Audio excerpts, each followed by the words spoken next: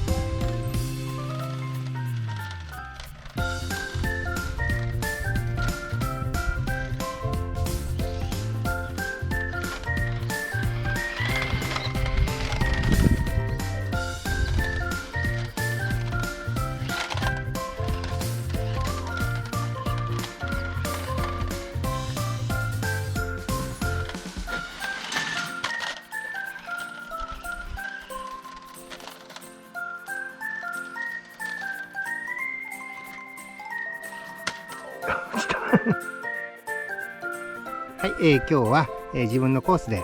三輪の、パジェロM03 の改造品をちょっと走らせて遊んでみました。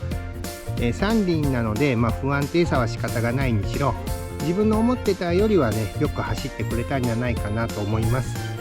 でこの三輪もね、またちょっと試行錯誤しながら、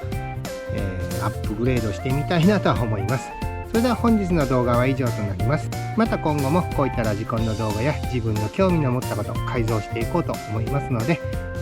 よければいいねボタン、チャンネル登録もよろしくお願いします。